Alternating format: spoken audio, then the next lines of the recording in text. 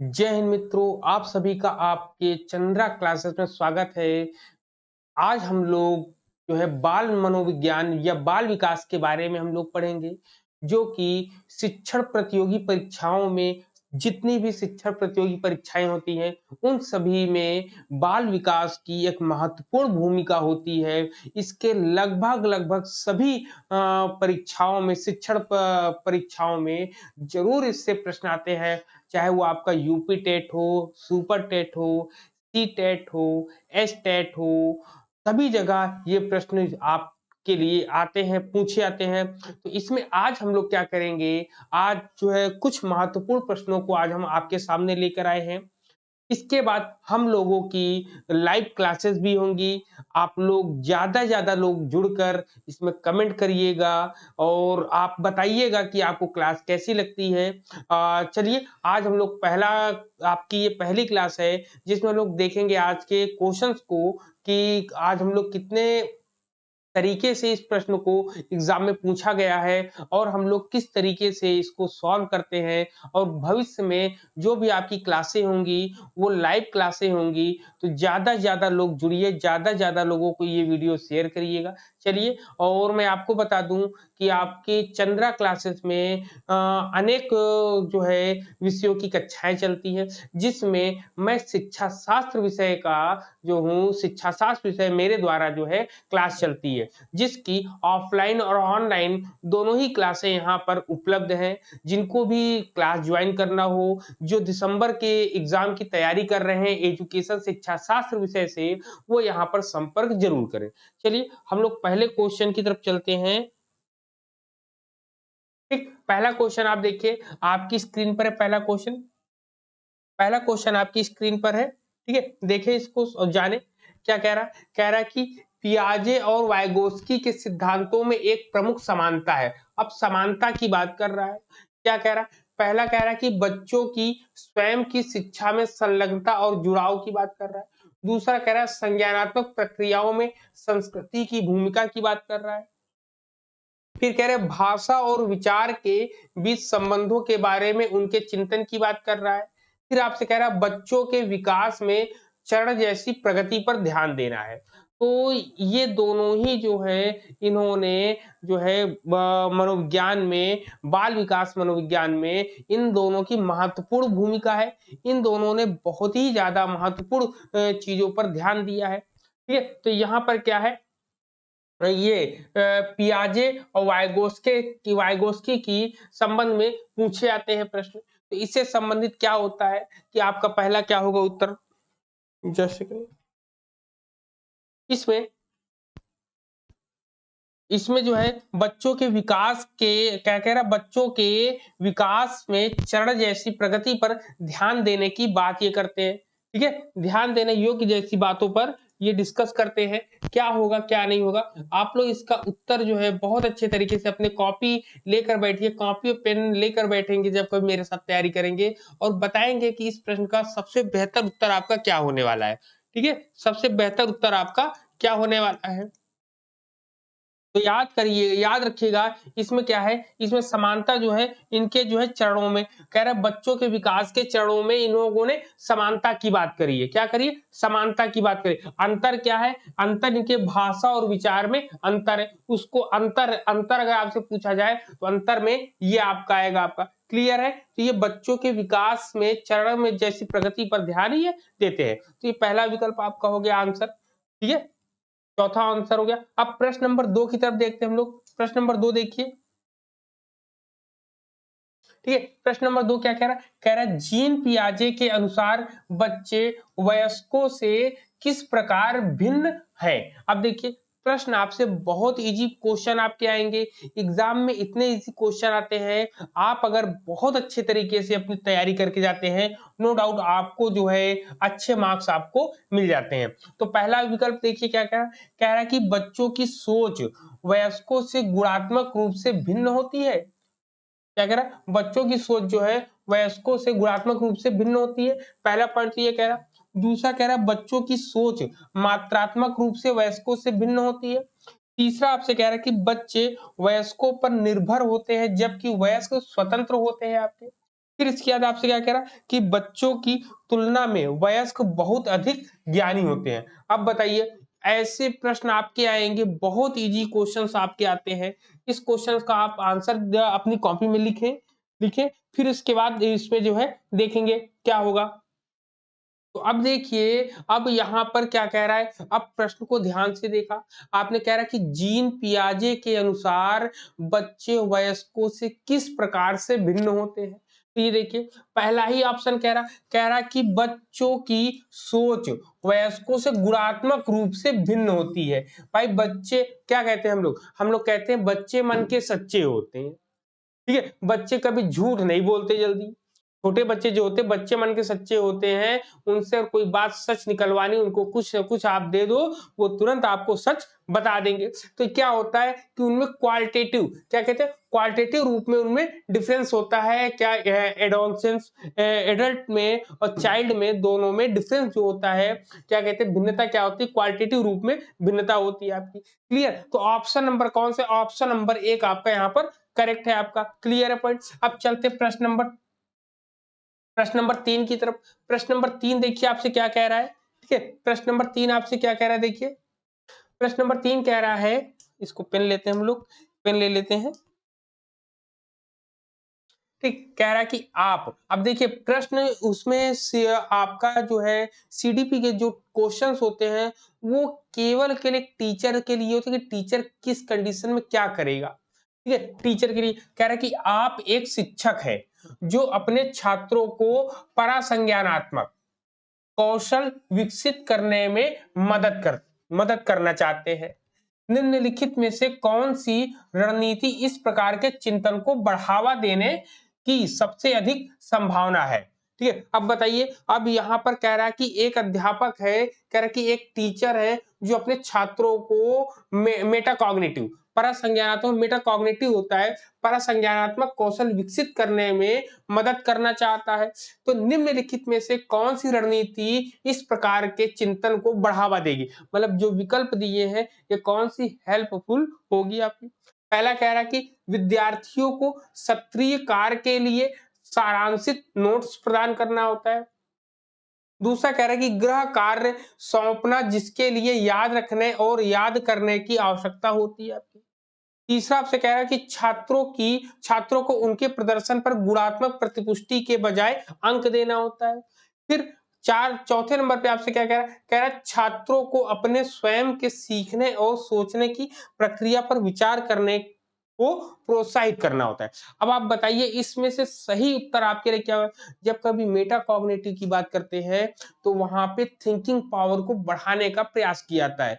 वो different different चीजों को मतलब एक ही प्रॉब्लम को डिफरेंट डिफरेंट तरीके से सॉल्व करना वो सीखता है यहाँ पर। तो कह रहा है छात्रों को अपने स्वयं के सीखने और सोचने की प्रक्रिया पर विचार करने के लिए प्रोत्साहित करना। ये चौथा विकल्प ऐसा है जो ये काम कर रहा है आपका। कौन सा है? चौथा विकल्प आपका ऐसा है जो आपको आपकी कंडीशन को बदल रहा है। अब आप मान लो आप क्लास में हो, अब आपको ये करना हो कि आप मेटाकॉग्निटिव स्किल को डेवलप करना चाहते हैं अपने स्टूडेंट में, तो उसको क्या करेंगे, उसको आप प्रोजेक्ट्स वर्क देंगे। क्या करेंगे? प्रोजेक्ट वर्क देंगे और उसमें कुछ डिफिकल्टीज डालेंगे। डिफिकल्टीज डालने पर जब उसको प्रॉब्लम होगी तो थोड़ा सा कहते हैं नहीं धक्का मारना या पुशअप करना, थोड़ा सा आप पुशअप करेंगे तो वो बालक सीख जाएगा और उस काम को आसानी से करना सीख जाएगा। क्लियर है पॉइंट यहाँ पर? तो चौथा ऑप्शन था यहाँ पर। अब चलते हैं नेक्स्ट क्वेश्चन पे। क्वेश्चन नंबर 4 देखिए क्या कह रहा है आपसे। लेव वाइगोस्की, आप मान के चलो ये हर एक चीजों में आपसे पूछता जरूर है, ठीक है। लेव वाइगोस्की के क्वेश्चन जो है आते जरूर है आपके। क्या कह रहा है कि लेव वाइगोस्की के अनुसार भाषा और विचार बीच क्या संबंध है, भाषा और विचार के बीच क्या संबंध है। अभी जस्ट मैंने आपको बताया था कि इसके बीच अंतर की बात, तो इस प्रश्न को बहुत आसानी से आप लोग कर लेंगे। और आज हम लोग सीखेंगे कि लेव वाइगोस्की के अनुसार भाषा और विचार में क्या अंतर होता है। कह रहे कि भाषा और विचार एक दूसरे से स्वतंत्र होते हैं। दूसरा कह रहा है भाषा और विचार विकास की जटिल विमेय प्रक्रिया है, विमीय प्रक्रिया। तीसरा कह रहा है कि भाषा विचार को आकार नहीं देती है। चौथा आपसे कह रहा है विचार जो होता है भाषा को आकार प्रदान करती है। क्लियर है पॉइंट? ठीक है। अब यहाँ पे याद रखिएगा भाषा और विचार का प्रयोग जो है अभी इससे पहले भी हम लोगों ने पढ़ा था। क्या पढ़ा था भाषा और विचार में? एक तो जीन पियाजे के बारे में पढ़ा था। कौन थे? जीन पियाजे। ठीक है। और दूसरा कौन थे? लेव वाइगोस्की। ठीक है। दूसरा कौन है? वाइगोस्के हैं।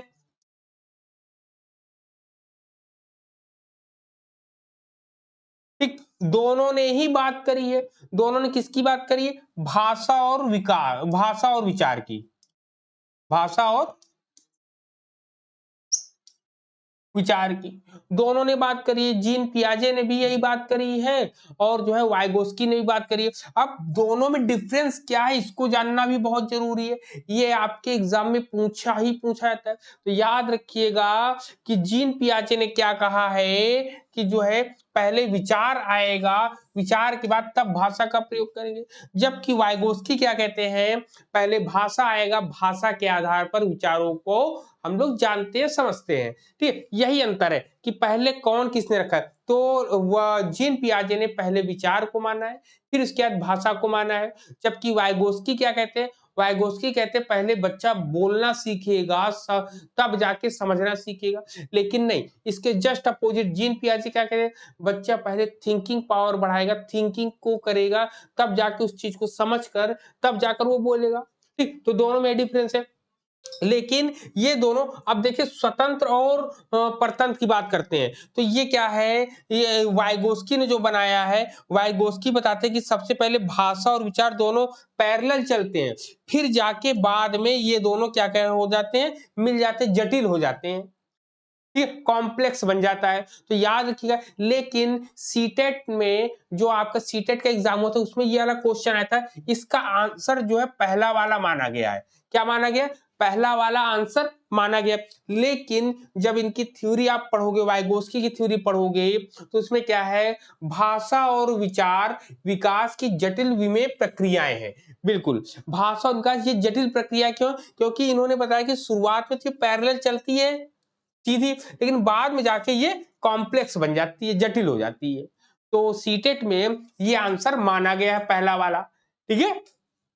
लेकिन होना क्या चाहिए? होना आपका दूसरा वाला चाहिए था आपका। क्लियर है पॉइंट? चलिए हम लोग नेक्स्ट चलिए अब बात करते हैं प्रश्न नंबर 5 पर। प्रश्न नंबर 5 आप देखें क्या होगा। प्रश्न नंबर 5 कह रहा है कि एक शिक्षिका खुद से पूछती है कि मैं ऐसे अनुभव कैसे प्रदान कर सकती हूँ जिसमें छात्रों को पर्यावरण में विभिन्न प्रकार की वस्तुओं को वर्गीकृत करने और उनकी वर्गीकरण के स्कीमों का विश्लेषण करने की आवश्यकता हो। वह छात्रों में किस बुद्धिमत्ता को बढ़ावा देने की कोशिश कर रही है। अब आप बताइए, इस प्रश्न का उत्तर अपनी कॉपी में लिखिए फटाफट, जितने लोग भी हैं। ठीक है। अपनी कॉपी में लिखिए, तब बताइएगा कमेंट सेक्शन में, बताइएगा, आपका कमेंट वहां पर देखा जाएगा। क्लियर?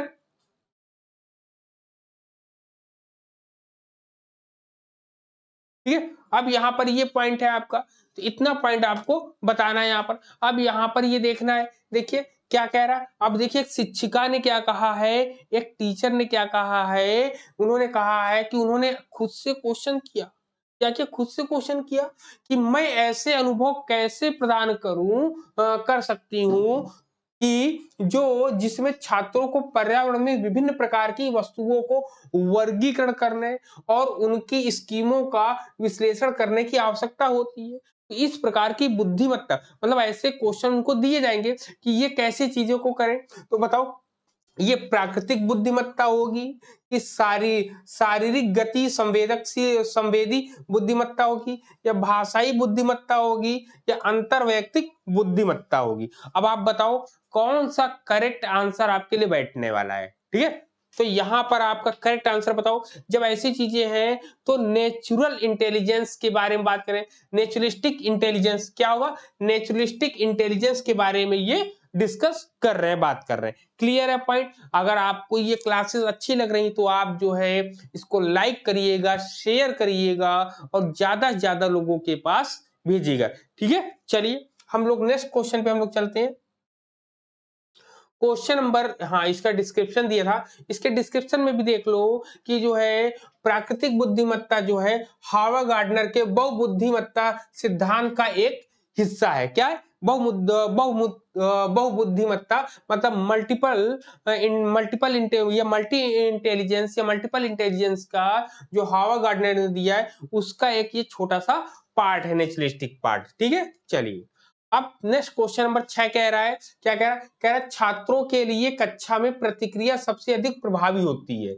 कब होती है? जब, अब देखिए कह रहा है कक्षा में, क्या कह रहा? कह रहा है कक्षा में छात्रों के लिए, कह रहा है छात्रों के लिए कक्षा में प्रतिक्रिया सबसे अधिक प्रभावी होती है। कब? जब यह इस बात पर ध्यान केंद्रित करता है कि बच्ची क्या नहीं कर सकते, मतलब फिर से पढ़ते हैं, कह रहे कि यह इस बात पर ध्यान केंद्रित करता है कि बच्ची क्या नहीं कर सकता, ठीक है, कर सकता बजाय इसके कि वह क्या कर सकता है। ठीक है, दूसरा कह रहा है कि यह निष्कर्ष, कह रहा है कि दूसरा कह रहा है यह वर्ष के अंत में परीक्षण और परीक्षा केंद्रित होता है आपका। दूसरा कह रहा है कि यह छात्रों को तुलनात्मक श्रेणी प्रदान करता है। फिर आपसे कहता है कि यह सीखने की गतिविधि के दौरान और पश्चात भी होता है आपका। अब बताइए ये क्या होता है कि छात्रों के लिए कक्षा में प्रतिक्रिया सबसे अधिक प्रभावी कब होता है? तो याद रखिएगा जब बच्चे कक्षा में हो तो बहुत ज्यादा वो प्रभावी होते हैं। क्या होते हैं? ठीक है, यह जो है क्या होते हैं, यह सीखने की गतिविधि के दौरान और पश्चात बहुत प्रभावी होते, पहले नहीं होते हैं, बाद में होते हैं ना, जब इनको लर्निंग प्रोसेस इनका चल रहा होता है तब ये बहुत ज्यादा इफेक्टिव होते हैं। उसके बाद भी होते हैं लेकिन जिस समय कंटिन्यू वे में चल रहा होता है वो ज्यादा इंपॉर्टेंट वे होता है आपका। क्लियर है पॉइंट? चले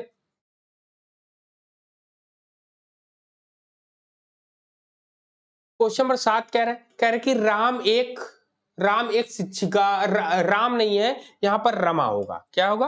रमा। जेंडर चेंज हो गया। ठीक है, कह रहे कि रमा एक शिक्षिका है जो वाइगोस्की के सिद्धांत को अपनी कक्षा में लागू कर रही है और वह एक संपूर्ण चुनौतीपूर्ण कार्य को पूरा करने के लिए अपने छात्रों को समूह में काम करने के लिए नियुक्त करती है। कार्य के दौरान एक छात्र एक महत्वपूर्ण संकल्पना को समझने के लिए संघर्ष करता है। रमा के ठीक है, रमा के लिए इस छात्र की मदद करने का सबसे प्रभावित तरीका क्या होगा? अब देखिए, अब आपके सामने अच्छा क्वेश्चन है कि रमा जो है बच्चे की वाइगोस्की की थ्योरी को की हेल्प से उसको एक प्रॉब्लम सॉल्व करना है। उस प्रॉब्लम से रिलेटेड क्या है? कह रहे छात्र को एक, क्या कह रहे छात्र को एक अलग कार्य सौंपे जो उसकी योग्यता के अनुकूल हो। दूसरा कह रहा है छात्र के साथ समस्या पर काम करें और समूह के अन्य सदस्यों को शामिल करते हुए आवश्यकता अनुसार मार्गदर्शन और प्रतिपुष्टि प्रदान करें। तीसरा आपसे कह रहा है छात्र को समस्या का उत्तर प्रदान करें ताकि समूह आगे बढ़ सके। फिर कह रहा है कि छात्र को समस्या को स्वयं हल करने का प्रयास करने के लिए प्रोत्साहित करें। अब बताइए लेव वाइगोस्की के सिद्धांत का प्रयोग करेंगे और उसी प्रयोग के आधार पे इसमें बताएगा वो। ठीक है, इसी प्रयोग के आधार पर बताएंगे इसमें। ठीक है,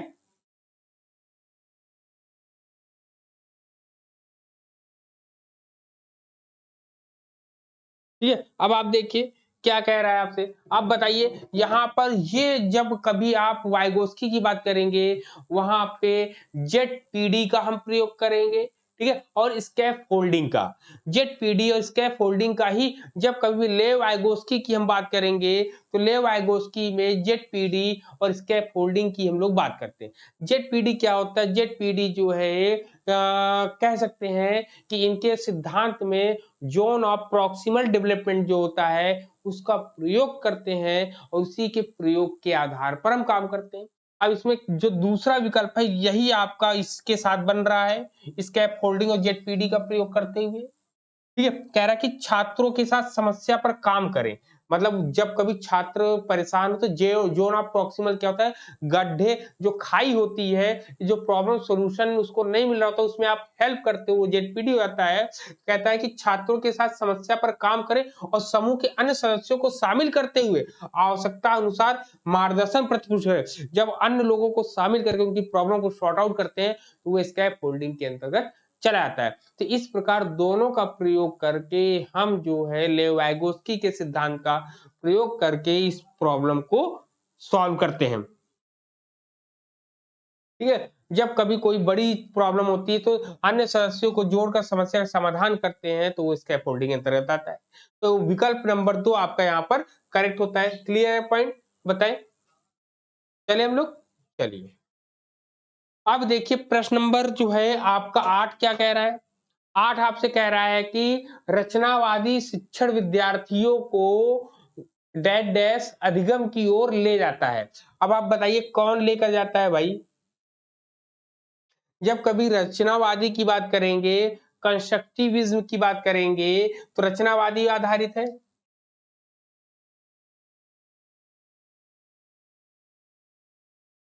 ठीक, कह रहे कि रचनावादी शिक्षण विद्यार्थियों को अधिगम की ओर ले जाता है। कौन ले जाता है? यंत्रवत ले जाता है, आपका आपका ग्रहणशील ले जाता है, खोज आधारित ले जाता है, या अर्थहीन ले जाता है। तो भाई ये तो छोटा बच्चा भी बताएगा कि जो है जब कभी कंस्ट्रक्टिविज्म होता है या रचनावादी सिद्धांत होता है, तो रचनावादी सिद्धांत में खोजपूर्ण या खोज पर आधारित प्रक्रियाएं चलती हैं, खोज पर आधारित अधिगम चलते हैं। तो यहाँ पे डिस्कवरी आएगा, खोज आधारित। क्या रचनावादी शिक्षण विद्यार्थियों को खोज आधारित अधिगम की ओर ले जाता है। क्लियर? तो आपका कौन सा होगा? ऑप्शन नंबर 3 आपका यहाँ पर करेक्ट हो जाएगा आपका। Clear point? चले अब प्रश्न नंबर 9 देखिए। 9 क्या कह रहा? कह रहा प्रगतिशील शिक्षा में बच्चों को किस तरह देखा जाता है। अब आप बताइए क्या कह रहा? कह रहा प्रगतिशील शिक्षा में बच्चों को किस तरह देखा जाता है? ज्ञानवर्धक और अर्थ की रचना करने वाला, या कमजोर और सुरक्षा की जरूरत में, या मासूम और आश्रित, या आज्ञाकारी और केवल ज्ञान का उपभोग करने में सक्षम वाला। अब देखिए प्रगतिशील शिक्षा, ठीक है, प्रगतिशील शिक्षा में तो आप बताइए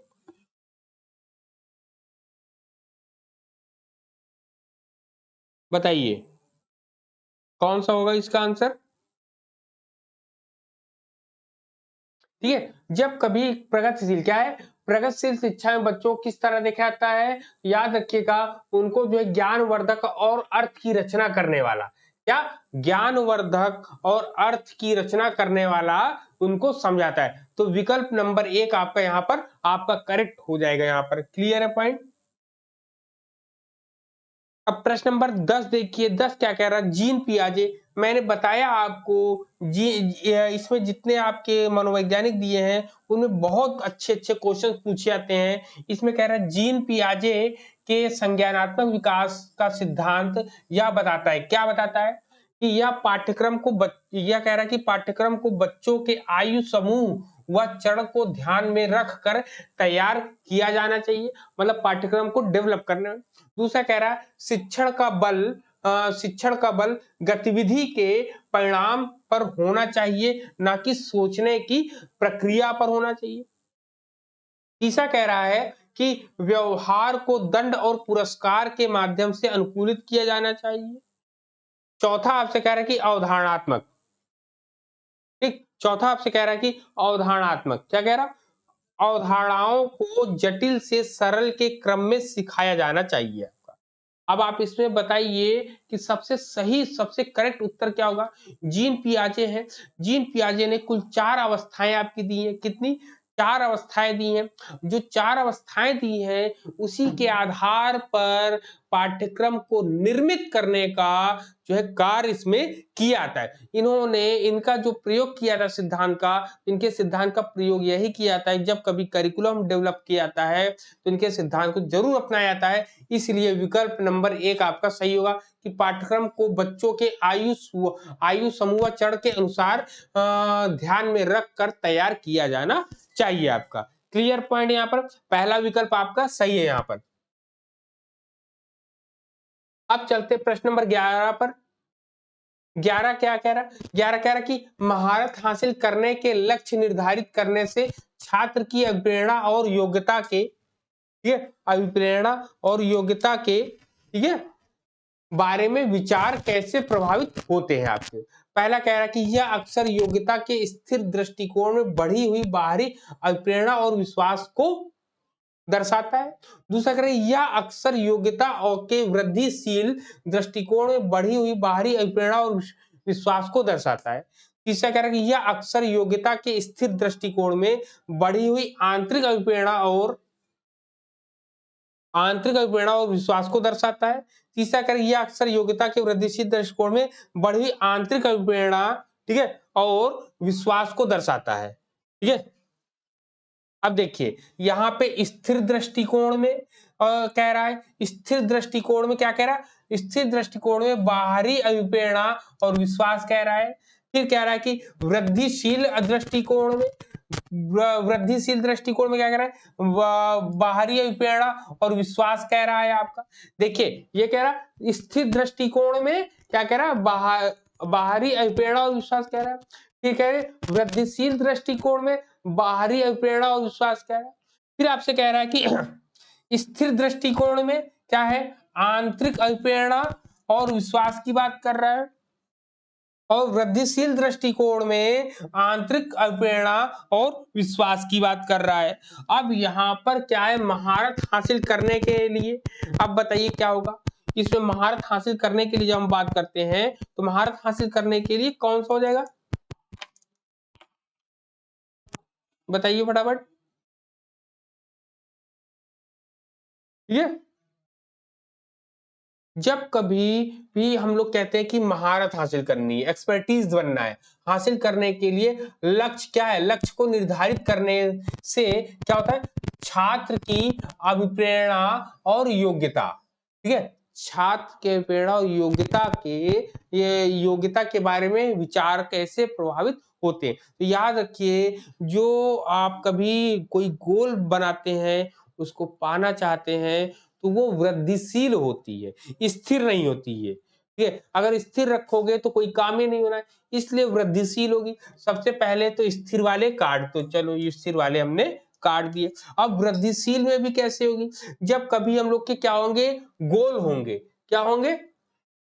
गोल होंगे। तो गोल एक्सटर्नल होंगे, इंटरनल होंगे। अब आप बताओ, गोल एक्सटर्नल होंगे, इंटरनल होंगे? तो याद रखिए गोल हमेशा इंटरनल रूप में रखे जाते हैं। तो इंटरनल वृद्धि के साथ इंटरनल का एक्सटर्नल काट दो, इंटरनल ऑटोमेटिक आपका सही हो जाएगा। मतलब कि विकल्प नंबर 4 आपका एकदम करेक्ट है यहाँ पर आपका। क्लियर? विकल्प नंबर 4 आपका यहाँ पर करेक्ट है आपका। Clear point? अब चलते प्रश्न नंबर 12 पर। 12 कह रहा है कि अभिकथन है। अब देखिए अभिकथन और कथन और कारण वाले भी आपके क्वेश्चन आते हैं, उसको भी देखिए कैसे सॉल्व करेंगे। क्या कह रहा है? कह रहा है कि शिक्षकों को विद्यार्थियों के बीच बहस, चर्चा और सहयोग को प्रोत्साहित करना चाहिए। क्या? अध्यापकों को कह रहे, शिक्षकों को विद्यार्थियों के बीच बहस, चर्चा और सहयोग को प्रोत्साहित करना चाहिए, क्योंकि ज्ञान उत्पादन एक निष्क्रिय प्रक्रिया है। क्योंकि ज्ञान उत्पादन एक निष्क्रिय प्रक्रिया है और सामूहिक गतिविधियों में संलग्न अर्थपूर्ण अधिगम में बाधा डालता है। अब आप बताओ, इस कथन से क्या आप सहमत हो? बोलो भाई, क्या आप इस कथन से सहमत हैं? बताइए जितने लोग भी हैं, फटाफट बताएं। भाई मैं तो नहीं सहमत हूं। अब ये बताओ, क्या ज्ञान जो है उत्पादन एक निष्क्रिय प्रक्रिया है? बिल्कुल नहीं निष्क्रिय प्रक्रिया है। जब नहीं है तो ये आर वाला बिल्कुल कट गया। मतलब सही विकल्प चुनना है तो सही विकल्प में पहला जो है आपका करेक्ट हो जाता है। क्या हो जाए? पहला आपका करेक्ट हो जाता है यहाँ पर। क्लियर है डाउट? यहाँ पर कोई समस्या की बात नहीं होनी यहाँ पर। चले अब प्रश्न नंबर 13 देखें। कह रहा है निम्नलिखित में से क्या दृष्टिबाधित, अब देखिए दृष्टिबाधितों के लिए है, ये बहुत इजी क्वेश्चन है आपके, बहुत इजी क्वेश्चन आते हैं। बस आपको मतलब कंसेप्ट को बहुत कायदे से क्लियर कर लेना होता है, और क्लियर करके जब आप करोगे तो आपकी बेटर परफॉर्मेंस यहाँ पर होने वाली है। ठीक है ना? ठीक है, चलिए यहाँ पे क्या है, कह रहा है कि निम्नलिखित में से क्या दृष्टिबाधित, कह रही क्या दृष्टिबाधित विद्यार्थियों को कक्षा में भागीदारी लेने में बाधा डालता है। तो पहला कह रहा है कि उभरी हुई रेखा चित्र और मानचित्र। आप सबसे पहले प्रश्न को पढ़े, प्रश्न को कह रहा है कि निम्नलिखित में से क्या क्या दृष्टिबाधित विद्यार्थियों को कक्षा में भागीदारी लेने में प्रॉब्लम क्रिएट करता है। वो क्लासरूम में बैठे कैसे, किस तरीके से क्या करें जो उनको प्रॉब्लम ना हो, वो असहज महसूस ना करें। ठीक है, समावेशी शिक्षा का मेन उद्देश्य होता है कि सभी को एक साथ एक कक्षा में मिलाकर बैठालना होता है। तो पहला कह रहा है क्या, पहला कह रहा है कि उभरी हुई रेखा चित्र और मानचित्र। दूसरा कह रहा है कि ग्राफिक सामग्री के स्पर्शनीय तरीके से। तीसरा कह रहा है कि इलेक्ट्रॉनिक रूप से प्रतिरूपित व्याख्यान प्रतिलेखन से। तीसरा आपसे कह रहा है कि मौद्रिक, क्या कह रहा है, मौद्रिक पाठ्य पुस्तकों और नोट से। अब आप बताइए बालक किससे ज्यादा डरेगा?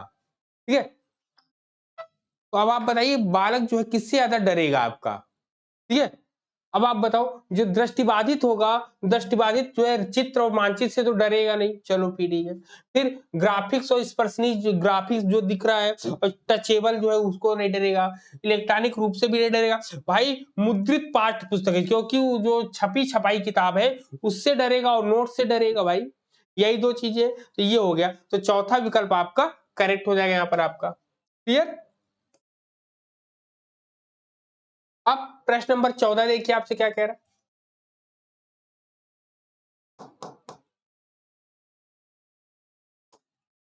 ठीक, 14 नंबर कह रहा कि निम्नलिखित में से कौन सा सही सुमेलित है, मतलब कौन सा जो है मैचिंग सही है ये चेक करना है। पहला कह रहा कि रचनात्मक मूल्यांकन। ठीक है, फॉर्मेटिव, फॉर्मेटिव के बारे में आपको पता है कि इसको जो है कुछ कुछ समय पर चेक किया जा सकता है, किया जाता है, जिसमें सुधार की पूरी संभावना रहती है। कह रहा है कि यह निर्धारित करना कि छात्र कक्षा से पहले और बाद में क्या कर सकते हैं। ठीक है, तो ये हो गया आपका, तो क्या ये सही है ना? बिल्कुल नहीं सही है भाई।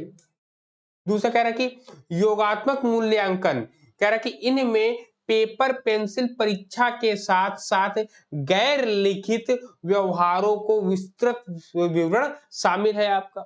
बिल्कुल भाई ठीक कह रहा है। तीसरा देखें, कह रहा है मानदंड संदर्भित मूल्यांकन, कह रहा है विशिष्ट विषयों की महारत हासिल करना। फिर चौथा कह रहा है मानक संदर्भित मूल्यांकन, कह रहा है कि साथियों के प्रदर्शन की तुलना करना। तो ये दोनों गलत है, केवल ये वाला आपका यहाँ पर करेक्ट है। योगात्मक जो मूल्यांकन कह रहा है वही आपका सही है आपका। क्लियर है पॉइंट? Clear, clear point. अब चलते हैं आज के अंतिम प्रश्न में। अंतिम प्रश्न आपका क्या होता है इसको देखते हैं। प्रश्न नंबर 15 पर देखते हैं। 15 देखें, कह रहा है कि 15 नंबर में कह रहा है कि सुनीता एक 12 वर्षीय लड़की विशेष संगीतीय क्षमता रखती है।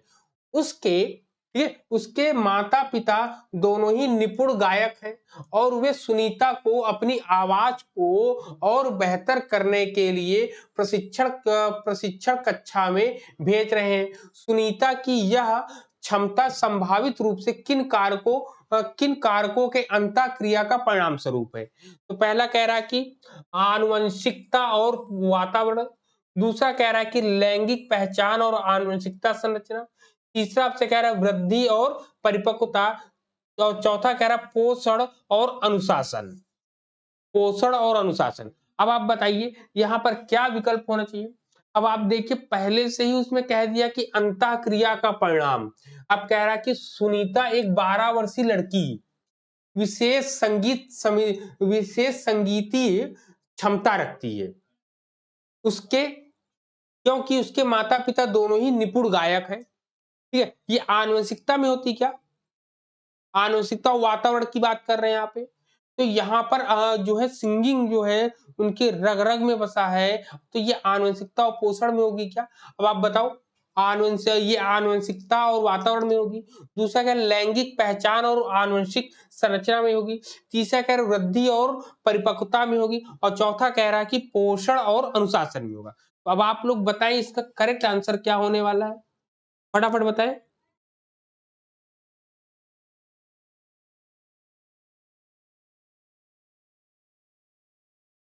बताइए कौन सा करेक्ट आंसर होगा यहाँ पर आपका। ठीक है, क्योंकि सिंगिंग जो है जीन वाला नहीं होता ना, तो याद रखिएगा ये हमेशा पोषण परवरिश पर आधारित होता है, परवरिश पर और अनुशासन, पोषण पर और अनुशासन पर। अब आप ये नहीं कह सकते हो कि सचिन तेंदुलकर अगर क्रिकेटर हैं तो उनकी लड़की भी क्रिकेटर ही बनेगी ना, ऐसे कुछ ऐसे जीन्स में नहीं पाए जाते हैं। तो इसका क्या होगा, पोषण और अनुशासन इसका करेक्ट आंसर होगा। क्लियर, क्या होगा, पोषण और अनुशासन इसका करेक्ट आंसर होगा। तो चलिए आज हम लोगों ने 15 क्वेश्चन जो है किए, जो कि आपका super TET, UP TET, C TET, जितने भी प्रतियोगी शिक्षण प्रतियोगी परीक्षाएं होती हैं उन सभी में ये महत्वपूर्ण प्रश्न पूछे जाते हैं। और भविष्य में हम लोग लाइव क्लास के माध्यम से जुड़ेंगे, ठीक है, चंद्रा क्लासेस के माध्यम से। और आपको विशेष सूचना ये भी है कि शिक्षा शास्त्र विषय जो है चंद्रा क्लासेस में ऑनलाइन और ऑफलाइन दोनों ही उपलब्ध है। ठीक है, तो चलिए, हाँ, तो आप लोग लगातार ऐसे जुड़े रहिए। आपको डेली लाइव क्लासेस भी मिलना बहुत जल्दी ही मिलना प्रारंभ हो जाएंगी, ठीक है, जिससे आपकी तैयारी और बेहतर होगी। चलिए फिर नेक्स्ट क्लास में मिलेंगे नई ऊर्जा के साथ, नए उमंग के साथ। तब तक के लिए सभी को जय हिंद।